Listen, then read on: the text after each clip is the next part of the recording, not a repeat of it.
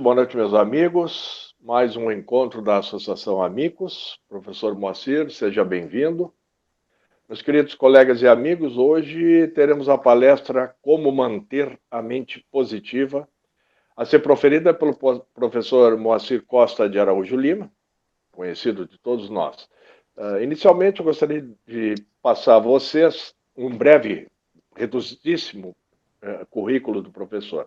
Ele é licenciado e graduado em Física pela PUC do Rio Grande do Sul, também graduado em Ciências Sociais e Jurídicas pela mesma universidade, e ainda mestrado em Letras, em Linguística Aplicada, também pela PUC do Rio Grande do Sul.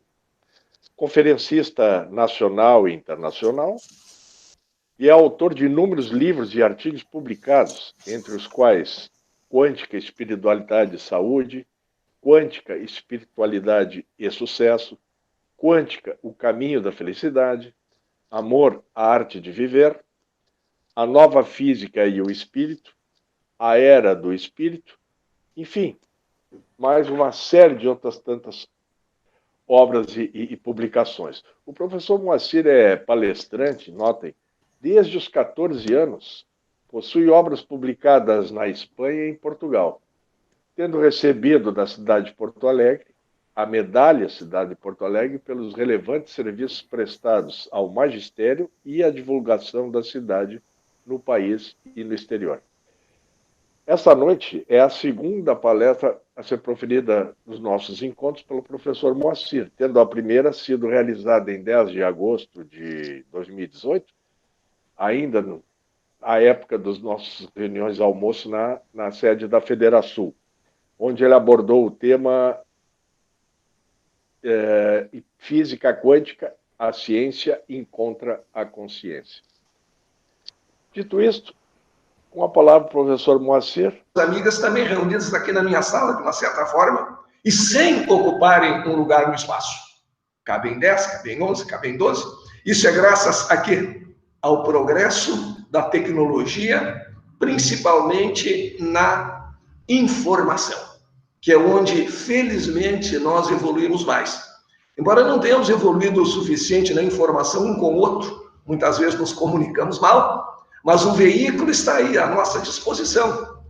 Então, é aquela velha história, o conhecimento, lá daquela lenda da árvore do bem e do mal, conhecimento em si não é bom ou mal. Bom ou mal é o uso que nós fazemos dele.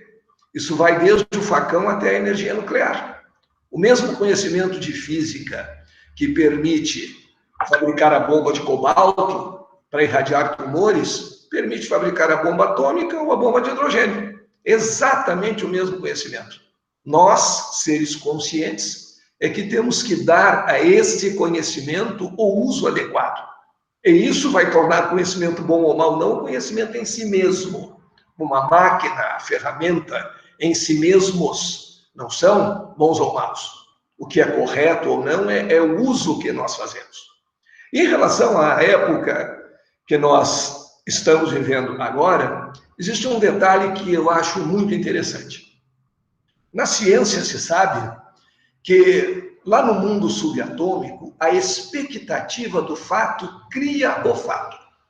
A expectativa do investigador a respeito do comportamento do elétron faz com que ele se comporte em atendimento à expectativa do observador. Então se diz, e sem nenhum medo de interpretações mágicas, que a expectativa do fato cria o fato.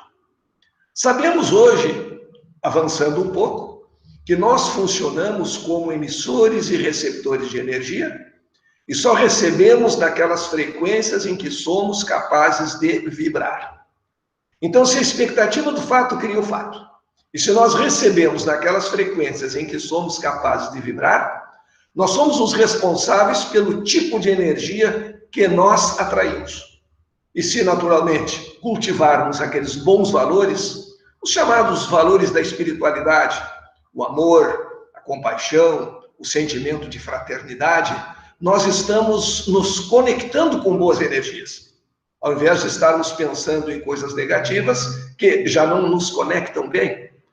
Então, eu sempre acho necessário que a gente verifique com quem ou com o que vai ter contato para melhorar o nosso grau de expectativa, que significa o seguinte: não confundir os devidos cuidados com pânico, não confundir tomar conhecimento de fatos com catastrofismo. E, infelizmente, o que tem predominado é o catastrofismo. Me dá a impressão, às vezes, que o vírus tem torcida, e torcida organizada de amplo alcance. A notícia ruim é dada com um determinado prazer. E isso, se a pessoa não está segura de si, de equilíbrio, não convém nem mesmo ver. O que adianta, antes de dormir, eu assistir uma cena de gente cavando sepultura e dando números estatísticos, geralmente mal feitos, porque é uma maneira de fazer a estatística e que as coisas nunca decrescem. Vamos dar um exemplo. É como fazer um gráfico. É do desconhecimento matemático. Se eu vou fazer o gráfico por somatório, eu tenho que pelo menos mostrar se a inclinação da curva aumenta ou diminui. Então alguém toma muito cafezinho e vai parar de tomar cafezinho. Ou vai começar diminuindo, devagar. Então ele faz um gráfico. O dia e o número de cafezinhos. Hoje, tomei 10.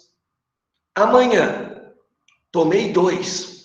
Melhorou muito, né? Diminuiu. Mas se eu fizer um gráfico por continuidade, hoje 10, amanhã 2, vai aparecer no gráfico 12.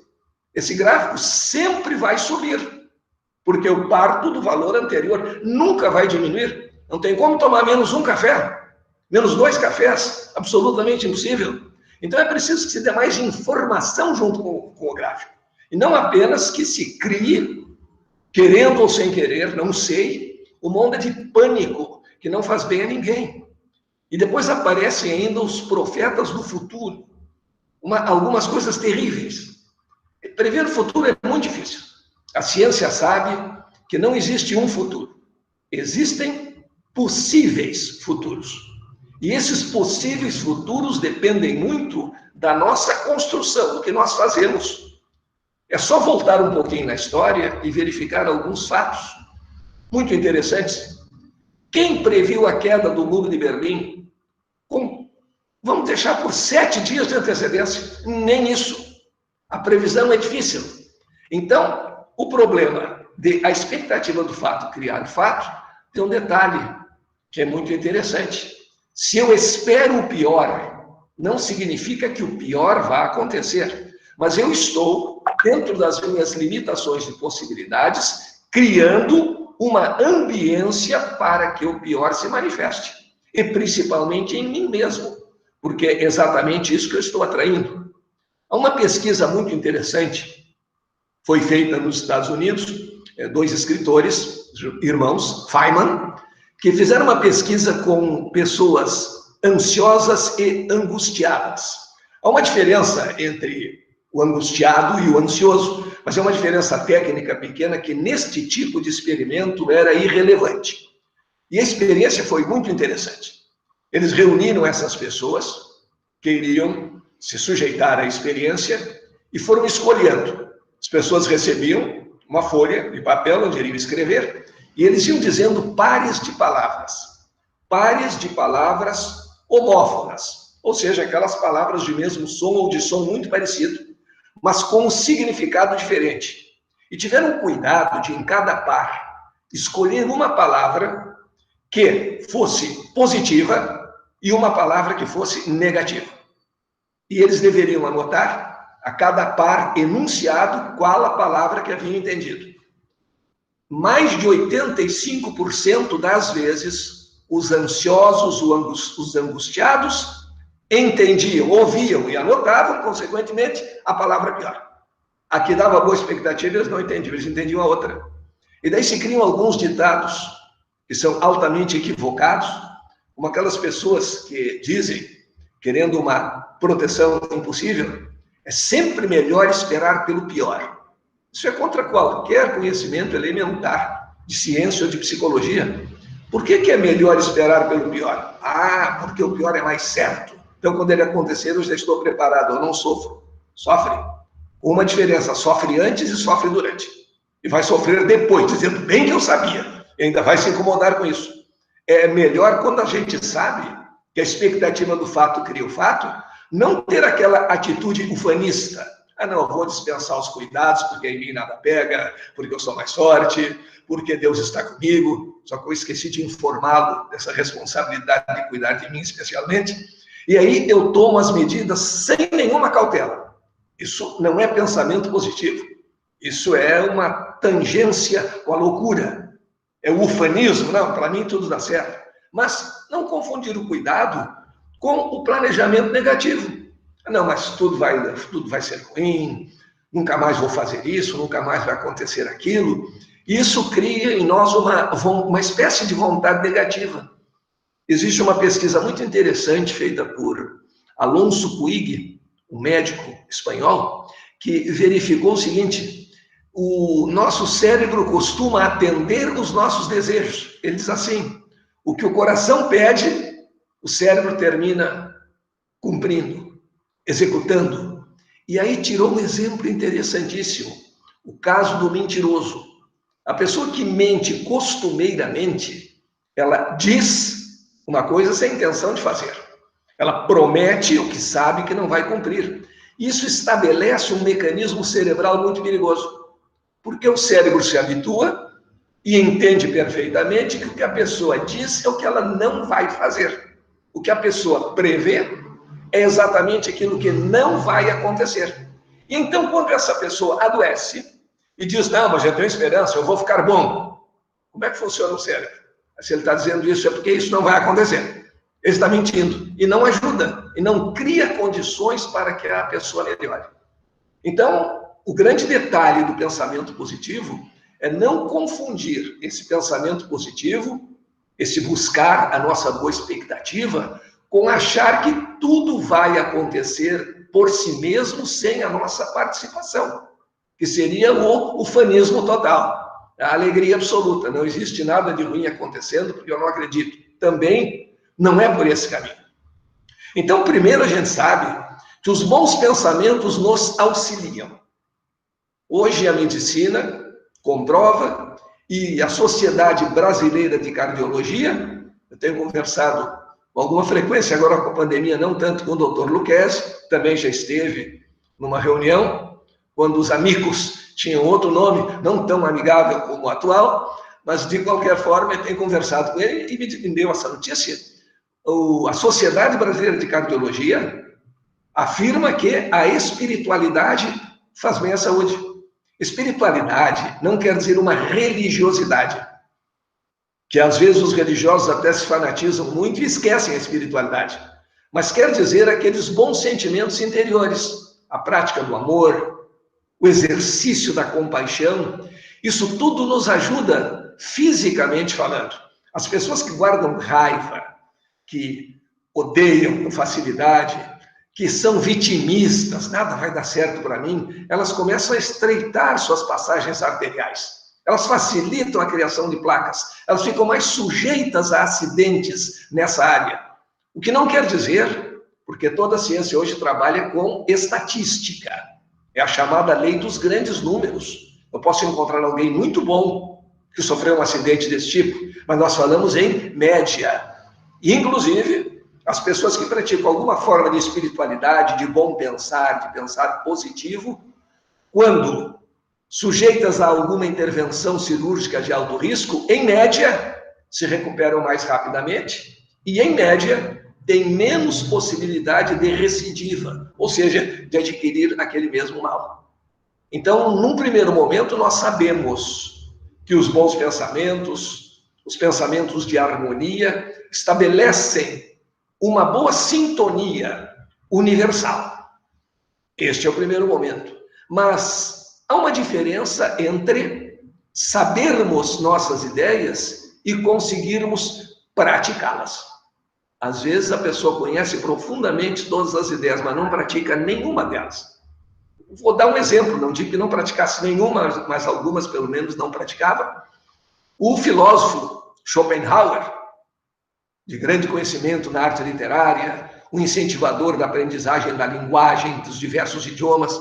Mas Schopenhauer, naquela sua ideia do mundo como vontade e representação, dizia que o mundo que nós percebemos é o mundo da representação.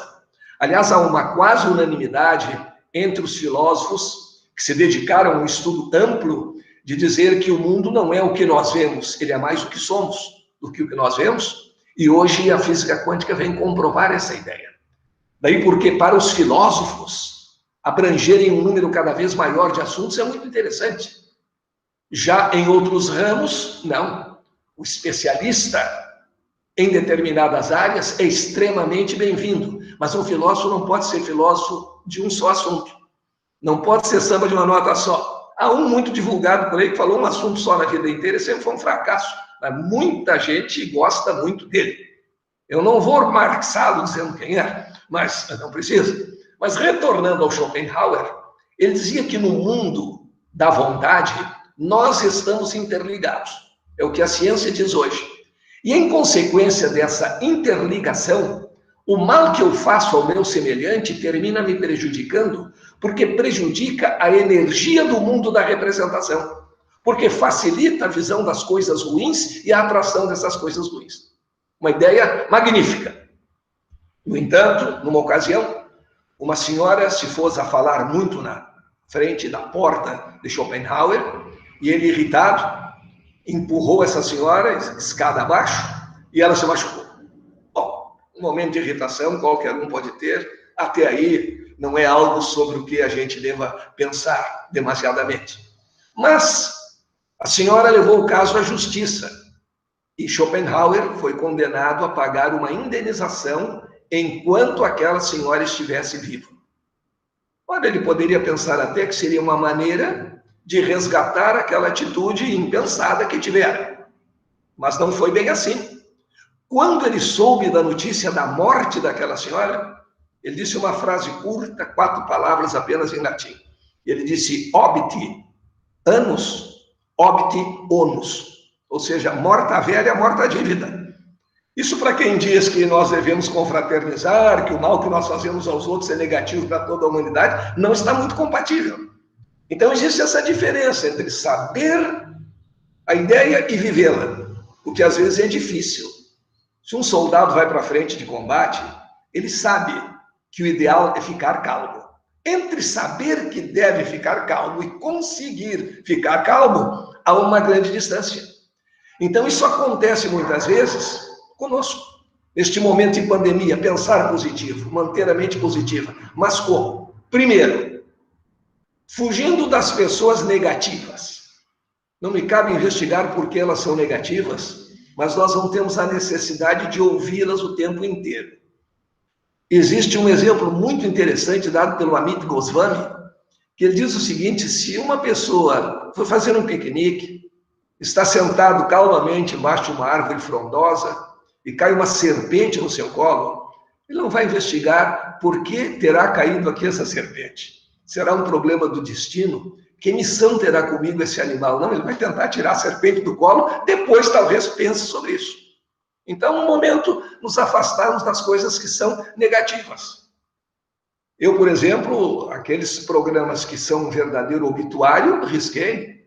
Vou ouvir uma boa música, tem tanta coisa boa no Netflix. Não nos envenenarmos para nos protegermos. A não ser que sejamos um Dalai Lama, num nível em que podemos ouvir qualquer coisa e possivelmente nada vai nos perturbar, mas cada um de nós conhece o seu próprio nível. Então, fugir das coisas negativas e procurar as coisas boas. Essas reuniões que os amigos fazem. Podemos tratar dos mais diversos assuntos, até mesmo da pandemia, mas sempre é um toque de como construir o melhor, e não apenas de falar no pior e prever o péssimo. Porque nesse sentido nós não construímos absolutamente nada. A convivência com os amigos mesmo à distância, em vez de eu me queixar, agora eu não posso visitar o meu amigo, eu podia pensar de modo diferente, que bom que existe o celular. Lembro do tempo que a gente entrava numa lista, para depois receber uma inscrição, para depois receber um telefone, que raramente funcionava. Agora a gente sai com o aparelhinho no bolso, tem som e imagem, fala com todo mundo. Não de me queixar que eu não posso ver o meu amigo, eu vejo o meu amigo pelo celular. E planejamos, olha, assim que isso passar, nós vamos nos encontrar pessoalmente, nós vamos tomar um cafezinho, nós vamos tomar um chopp, nós vamos jantar. Isso vai acontecer. A única coisa boa que eu tenho visto em alguns programas que pegam uma meia dúzia de filósofos de plantão aí que estão consagrados, filósofos de prefácio, que o nome é pós-pandemia. E aí, quando a pessoa diz que existe um pós-pandemia, parece que não estamos vivendo o Armagedon. Mas é só isso. Senão, não nos preocupamos, e nos preocupamos indevidamente com muita coisa. Eu me lembro, essas causas de preocupação inúteis. Uma ocasião, eu estava dando um curso na Universidade de Caxias do Sul, nessa área de física quântica e espiritualidade, e um dos assuntos que nós tratamos, está falando no sistema solar, nascimento e morte do Sol, e eu disse quanto tempo ainda o Sol existiria nas condições atuais. E no final, uma senhora me perguntou, professor, o senhor falou que o nosso Sol ainda vai durar, foi 4 milhões e meio de anos ou 4 bi e meio? E eu disse 4 bi e meio. E ela suspirou aliviada. Ainda bem. Qual é a diferença? É aquela tendência de nos preocuparmos demais com coisas nas quais não vamos estar presentes, pelo menos na forma atual. Logo, essas notícias negativas não nos fazem bem. E aí, é a boa leitura, é saber que já enfrentamos crises desse tipo no mundo, tomar os devidos cuidados, conversar com os amigos e procurar acreditar mais nas possibilidades do ser humano. Vejamos que coisa fantástica. Agora foi mandado um novo artefato ao planeta Marte, acompanhado inclusive de um drone. E um dos programadores, o chefe da secção que programou o drone, um cientista brasileiro, lá do Nordeste, de família paupérrima, pai e mãe analfabetos, mas a mãe costumava mostrar o céu durante a noite e falar sobre isso, e terminou um PhD em física e trabalhando num projeto importantíssimo da NASA.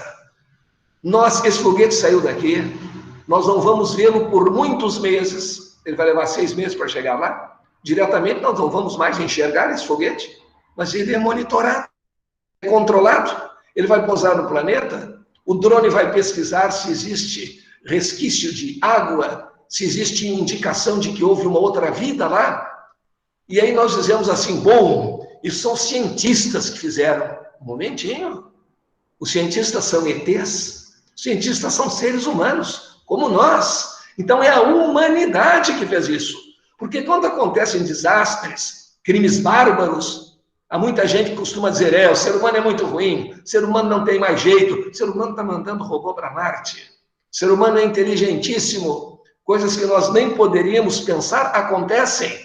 Resta fazer um bom uso de todo esse conhecimento e não ficarmos apenas condenando a raça humana, o que Nietzsche sempre condenou, esse niilismo, essa ideia de que o homem é ruim, de que tudo é mal, que tudo tem que ser reprimido. Não, nós temos todas essas características positivas também.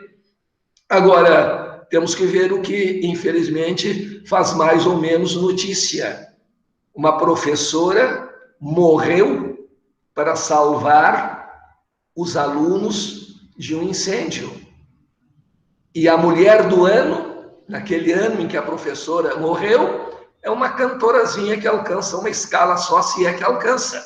E mesmo que fosse uma excelente cantora, o que vale mais? Ter se dedicado a salvar vidas ou ter uma determinada técnica vocal?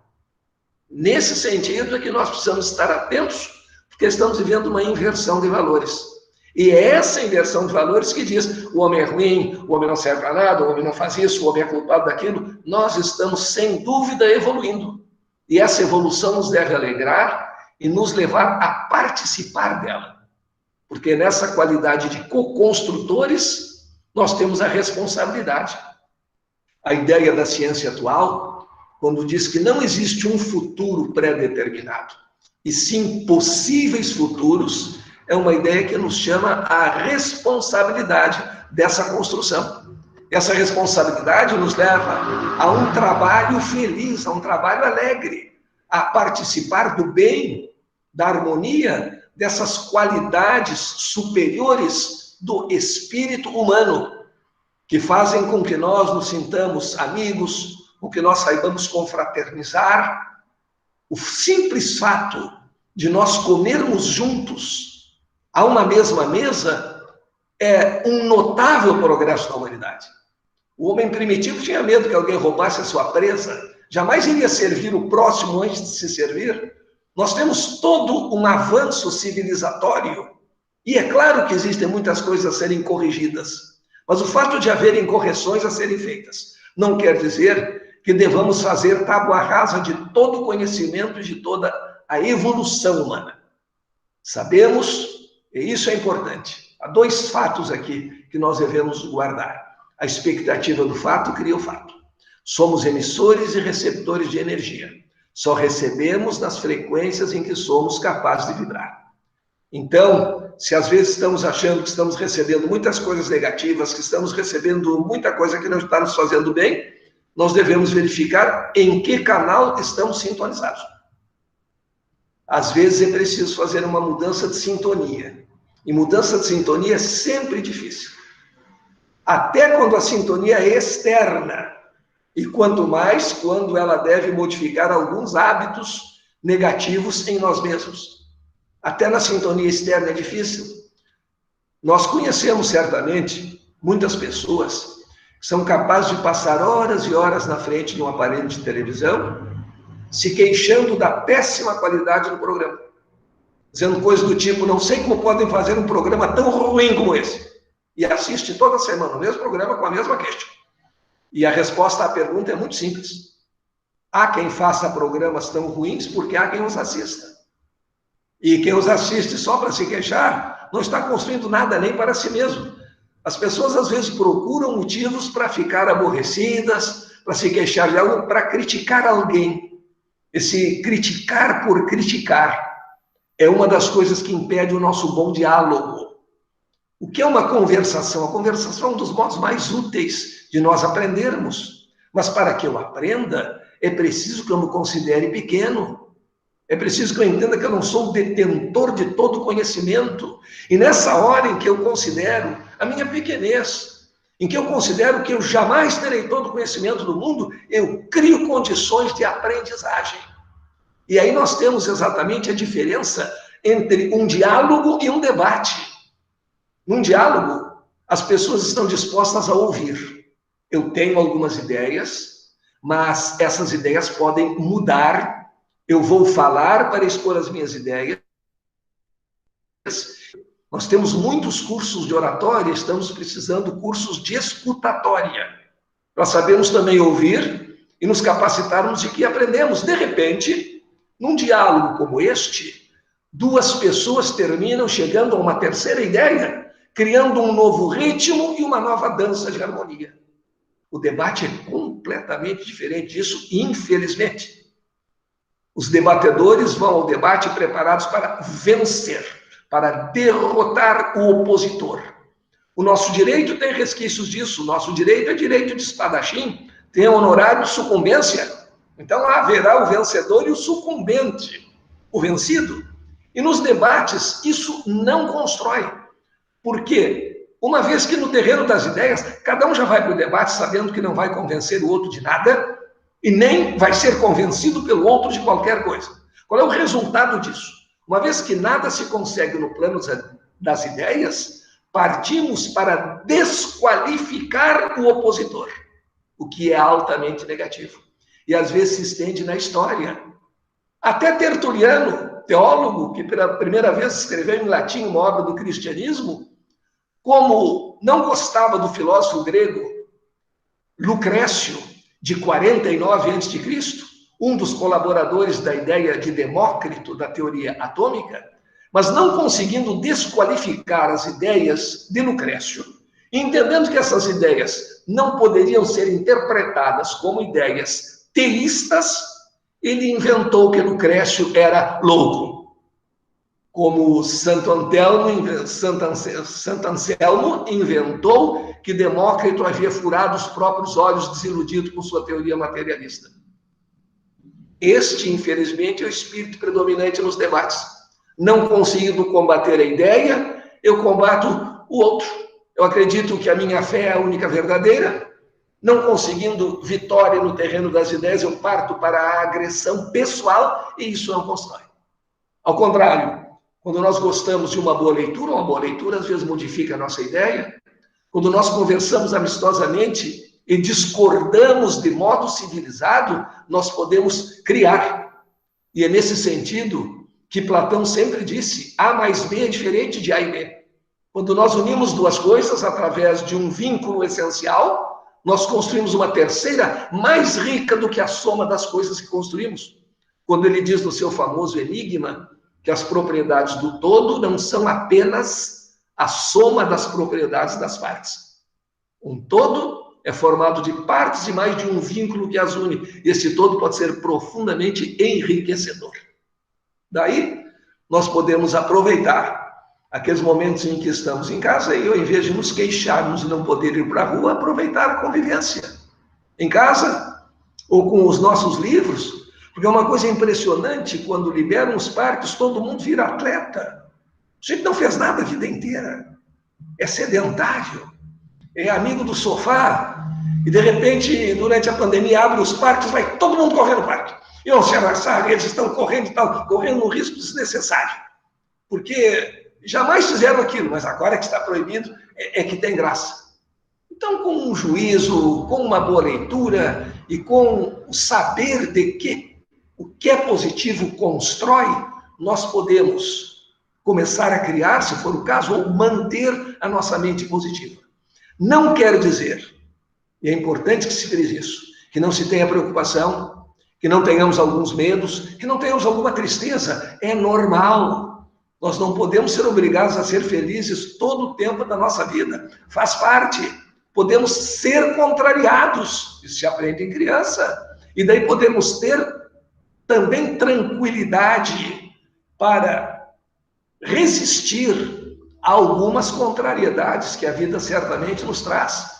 Mas temos o direito de ficar tristes. Gandhi disse até que a liberdade só é plena quando se tem também liberdade de errar. Então temos o direito de cometer nossos erros, nossos equívocos, de nos entristecermos às vezes, mas isso não pode ser uma constante. Não pode ser o nosso modo de conduta. E aí a inteligência de aproveitarmos os bons momentos para carregarmos bem as nossas baterias. De um pensamento positivo, da expectativa de coisas boas, que nós certamente podemos ajudar a construir. Eu queria deixar agora para os amigos, se tiverem algum questionamento, já levantamos essas ideias para não se torne apenas uma conferência sobre algum assunto, somente com um detalhe, me permitindo o direito de, diante de alguma pergunta, dizer não sei. Porque responder sem o devido conhecimento não é uma coisa apropriada. Uma vez eu fiz isso com o computador e perdi um livro inteiro. Ele fez uma pergunta que eu não entendi, eu respondi sim, o livro se foi, não foi nem para a lixeira. Daí comecei a aprender que dizer não sei é muito importante. Então eu quero agradecer a presença de vocês, que permitiram a minha presença e, ao mesmo tempo que estão presentes aqui, isso é bilocação.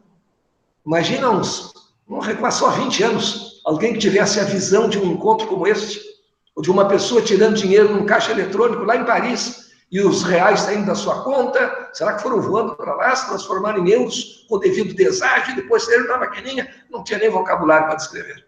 É por isso que a ciência nos leva a um futuro fabuloso, desde que saibamos unir o conhecimento com a ética. Obrigado pela presença aqui, por permitirem minha presença aí, e eu fico à disposição. Professor, brilhante, mais uma vez. Obrigado, professor Moacir.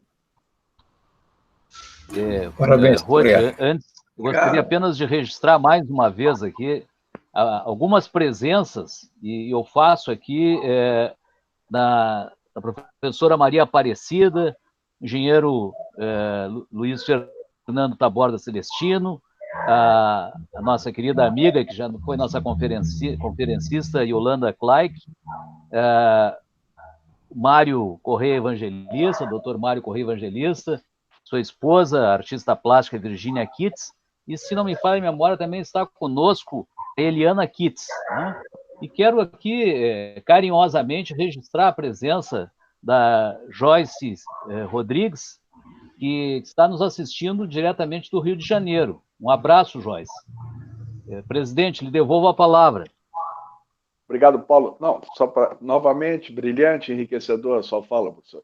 Confesso que, numa determinada etapa da sua fala, eu me decepcionei comigo mesmo profundamente por ver o Jornal Nacional todos os dias, exatamente dentro do contexto que foi falado. Por que eu estou vendo isso? Mas, enfim. Bom, são muitas as reflexões aí pela abordagem feita, e são vários os temas. A questão do observador, do co-criador, de se pensar positivamente, criar um ambiente positivo na vida de cada um, evidentemente, né? Mas tem outros tantos temas, como, não evidentemente vou dar espaço para outras pessoas, mas me chama muita atenção a questão essa massificação, tendo em vista as redes sociais, que hoje eu já não sei se não tem amor no mundo ou falta amar. Eu não sei bem aí, né? Porque, pegando o Santo Agostinho, se o homem soubesse que fazer o bem é tão bom, ele faria nem que fosse por egoísmo. Mas é sempre mais fácil o que é ruim, divulgar o que está doendo. Isso se criou, assim, né? Olha, acho que não sei se tem a ver com a questão judaico-cristã, enfim, poderia abordar por vários outros vieses, mas, enfim, eu vou me deter na questão das redes sociais, né? Então, tem essa massificação de informação ou desinformação, porque, pelo jeito que a coisa anda, no mundo inteiro, e notadamente numa faixa etária específica, isso é que preocupa, porque nós todos aqui temos já uma rodagem, todos que estamos participando. E a nossa época era completamente diferente, mas, enfim, não se tinha esse contato quase que direto, se fala sobre tudo, se dá opinião sobre tudo, e, evidentemente, que aqueles que, mais ou menos como pregar para os convertidos, né?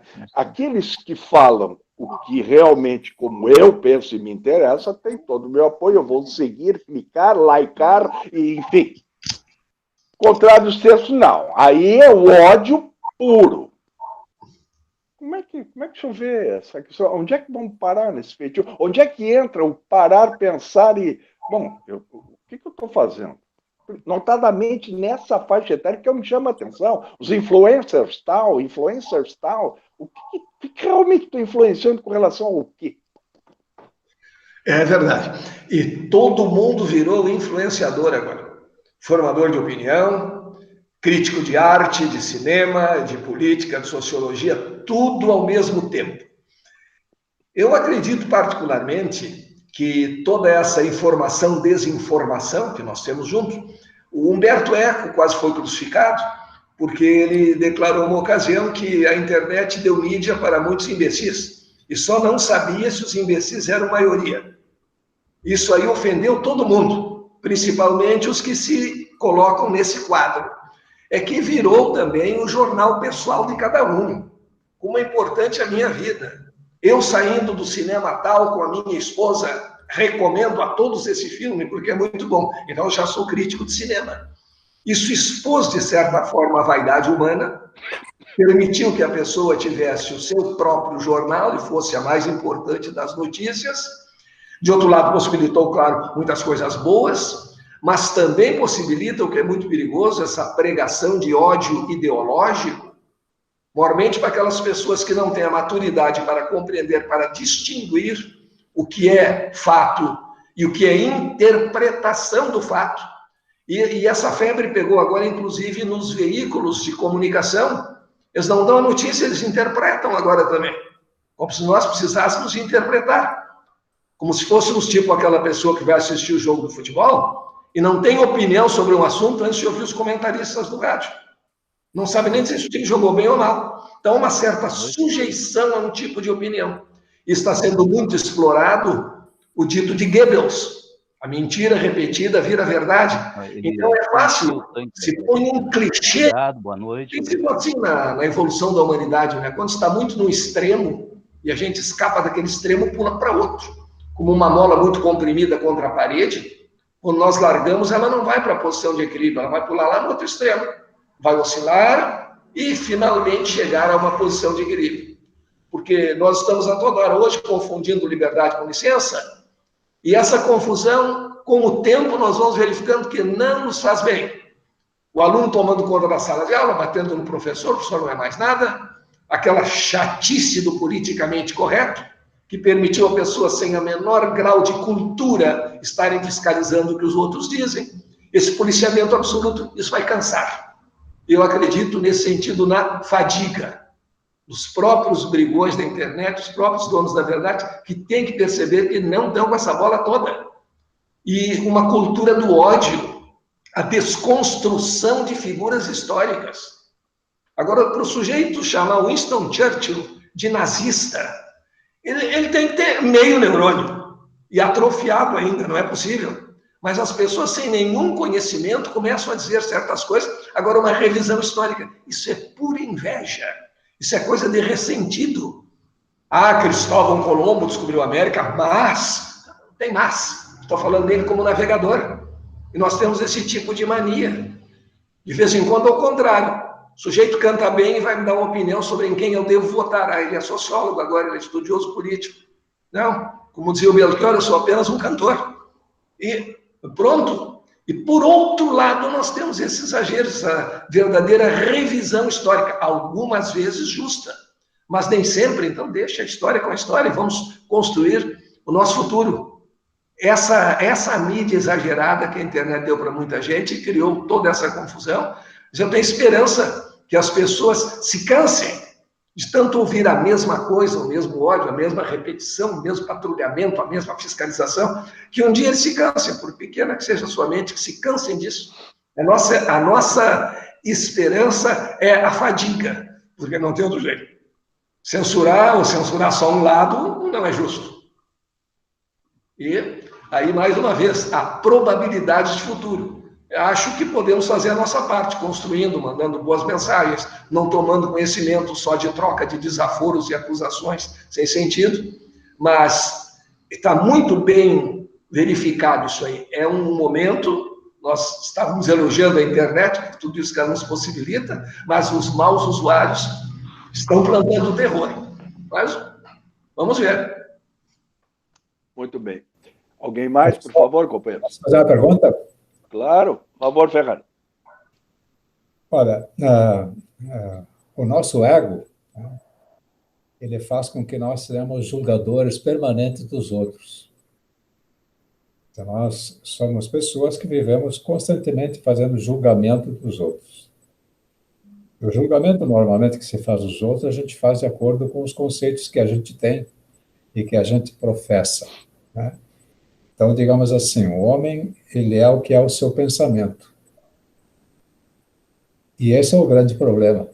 Como mudar esse pensamento para que o homem não seja um julgador por excelência e, como tal, ele só estimule o seu ego. E o seu ego é o ego que divide, que tira a harmonia, é responsável pelas divisões, pelas discórdias. Como mexer com o pensamento, já que nós somos o nosso pensamento? Exato. O ego é tão inteligente que ele nos faz pensar que nós somos ele. Olha o desaforo que o sujeito me fez, não posso deixar por isso mesmo. Esse é o meu eu, é aquela essência que eu quero cultivar, ou é um raivosinho que está querendo se fazer passar por mim? Então, esses dias até escrevi um pequeno artigo sobre isso. Se há algo ou alguém que está precisando de umas férias, é o ego. Porque ele nos faz exatamente esse tipo de julgamento. O meu modo de pensar é perfeito. Quem pensa diferente de mim está errado. Eu imediatamente faço esse julgamento. E às vezes esse julgamento é muito sério. Quando as pessoas ególatras chegam a algum tipo de poder. Porque aí ocorre o seguinte, como ocorreu nas famosas guerras religiosas. Se diz assim, existe o bem e o mal. E nós, os bons, naturalmente nós, temos que combater o mal. Mas o mal é uma figura abstrata. O mal não tem corporificação. Eu não posso puni-lo fisicamente. E aí vem a ideia perversa. Se eu não posso punir o mal em si mesmo, eu posso punir os maus.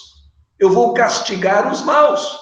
Com fogueira, com cadeia, seja lá com o que for, eu vou castigar os maus. E quem são os maus? Os que não pensam como eu penso. Quem são os ateus? São os que não têm a mesma imagem de Deus que eu tenho. Às vezes nós vemos religiosos classificando pessoas como ateias, simplesmente porque elas não entendem o Deus da mesma forma que eles entendem. E entender o infinito, nós podemos perceber aspectos, entender o infinito é difícil. Assim, o que normalmente se precisa fazer é um pequeno exercício de humildade para entendermos que nós não somos o nosso ego. Mas e as outras pessoas que se deixam confundir por isso, que se enraivecem com facilidade? Acredito que só o tempo vai ensiná-los a respeito dos prejuízos causados por esses desejos de vingança, esse julgar sempre o outro. Se pensa como eu penso, excelente. Se pensa diferente de mim, é ruim, deve ser execrado. Ainda mais agora que nós estamos fazendo uma grenalização em tudo o que acontece. O simples fato de eu dizer se acho que um medicamento deve ser testado ou não deve ser testado, me rotula politicamente. E os mais ignorantes, os mais raivosos, já vão nos rotular em uma das extremas. Nós estamos vivendo uma situação difícil nesse setor por uma razão muito simples. Existe um grupo A, existe um grupo B. Pequenos, 20% em cada um, mas que fazem questão de falar e falar o tempo inteiro. Então, eu, em tese, pertenço ao grupo A. Mas eu digo que eu não concordei com uma ou duas ideias do líder do grupo A. Triste situação a minha. Serei considerado um traidor pelos elementos do grupo A, porque não concordo com 2%, e serei considerado um energúmeno pelo grupo B, porque só discordo de 2% do grupo A. Esse é o tipo de julgamento que é absolutamente inútil, que é nocivo, que é ruim, do qual nós devemos nos afastar. Nós temos consciência disso, mas nem todos. Então, nesse sentido, que tipo de atitude podemos tomar? Divulgar coisas boas, escrever coisas boas, ir mostrando que o ódio não constrói, e talvez aqueles 70% que ficam fora dos 15% de fanáticos de cada lado entendam que isso não constrói e que nós temos o direito de concordar e discordar com qualquer tipo de ideia. É uma tarefa verdadeiramente civilizatória, porque há muitos terrenos em que nós não estamos mais conversando de modo civilizado. É uma tarefa longa, façamos a nossa parte, sem a vaidade de querer resolver tudo. Porque às vezes a gente pensa assim, né? Mas ninguém vai me ouvir. Mas se eu vou dizer uma coisa boa, não estou agredindo ninguém, estou tentando tirar as pessoas de um plano de ódio, se 2 me ouvirem, está muito bom. Eu já me sinto gratificado. Se 1 me ouvir, eu já me sinto gratificado. E quem sabe um dia a gente chega naquela massa crítica e consegue uma mudança de rumo, dando férias ao ego. Ok. Companheiros, alguém? Eu, presidente. Fale, Pressa. Tá bem, primeiramente, meus parabéns aí para o Moacir. Acho que foi uma bela fala, né, que nos motiva, nos incentiva para olhar as coisas que são boas, né? Tirar essa visão madrasta que você tem da vida, né? Mas eu quero fazer uma breve referência em relação ao livro que eu recentemente li, de um autor americano chamado Timothy Snyder. E ele falava sobre o chamado Estado populismo. E ele analisava isso através do governo Putin. Ou seja, não tem nenhuma referência nacional aqui para não criar briga, mas é o Putin na Rússia. É conveniente. E a teoria dele sobre Putin, entendeu? É de que a visão, e por isso ele diz o Estado populismo, porque isso transbordou para outros países, né? É que a visão que eles pregam é que a vida é uma crise e que a vida não vale a pena. Que a vida é uma crise e a vida não vale a pena, eu não tenho como mudá-la. Então eu me conformo. E com isso, ele saiu de uma questão da inevitabilidade, que é uma teoria política, para a eternidade. Ou seja, a maneira de certos governantes procederem, eles se eternizam vendendo crise, gerando cada vez mais crise, né? E a gente percebe isso, né? Que realmente alguns criam crise onde nem crise existe, né? E geralmente são inimigos externos. É verdade. São coisas que não são tangíveis, né? Ou então é uma ideologia exógena, ou é o problema da raça, ou é sempre alguma coisa que nós não podemos realmente tangenciar, não tem como alterar, não tem como redefinir.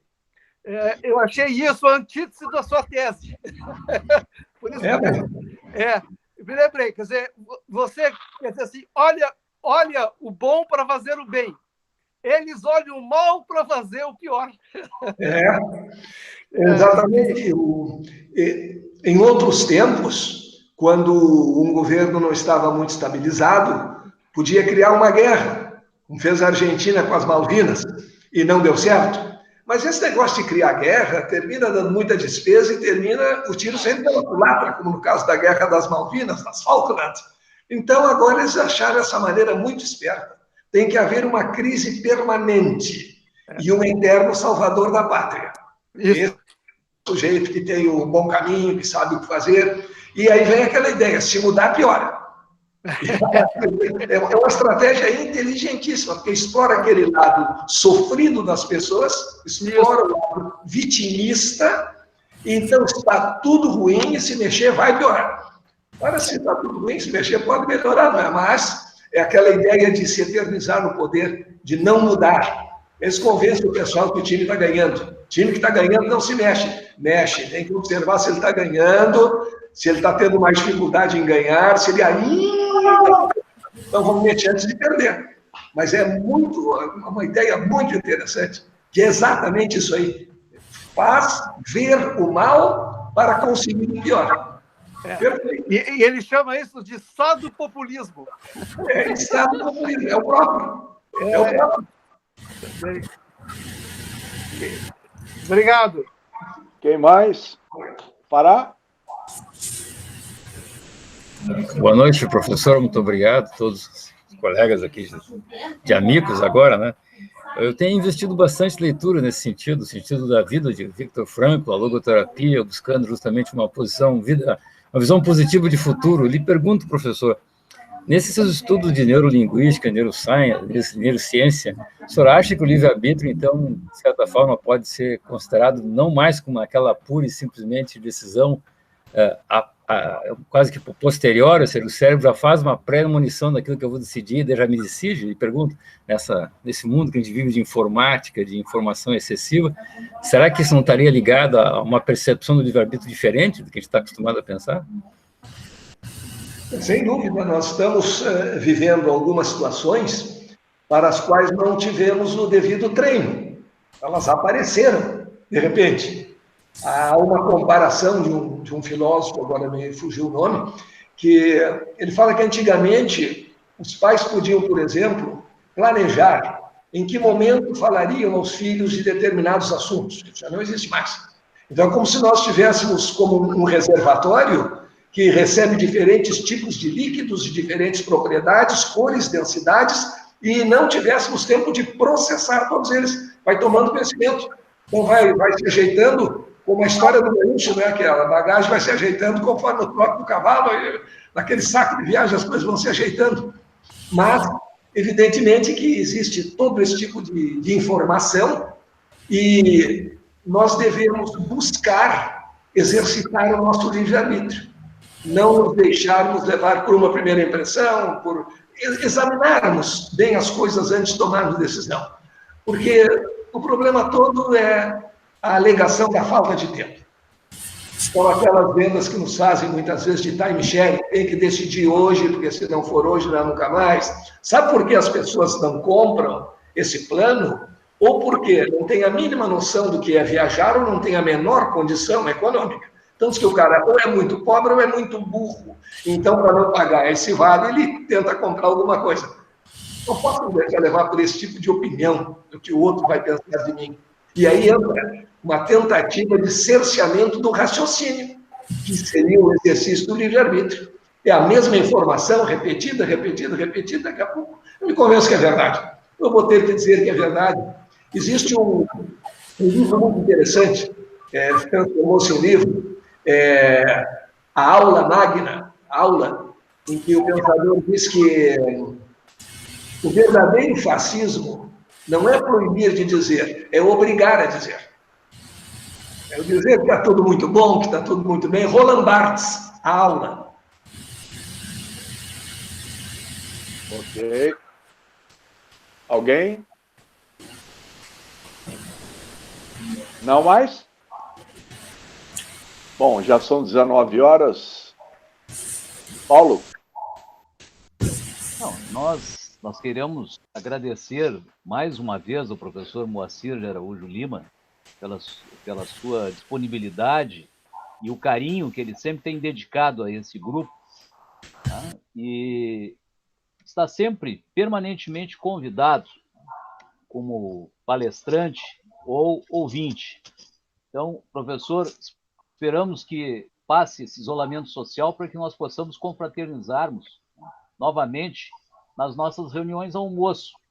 E aí reúne contato, né? Não só pelo vídeo, através do online, mas aquilo que é muito rico, que é rever as pessoas fisicamente e não pela internet.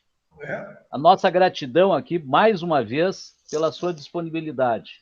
E quero aproveitar, depois eu te passo a palavra, Rod, quero agradecer a todos que participaram na nossa sala hoje e voltem sempre. Um grande abraço, saúde para todos. Rod. Obrigado, Paulo, me associo às tuas palavras, obrigado em meu nome próprio e da Associação Amigos. Professor, mais uma vez, muito obrigado, gratidão pela presença, como o Paulo disse, na nossa sala, aos colegas, os nossos amigos, todos que participaram nessa noite, e desejo a todos também um bom final de dia e saúde a todos e até uma próxima oportunidade, se Deus quiser. Muito obrigado. Até a próxima, obrigado. Boa noite. Boa noite a todos. Um abraço, boa noite. Boa noite. Obrigado, professor. Até logo. Obrigado a todos. Boa noite. Boa noite a todos.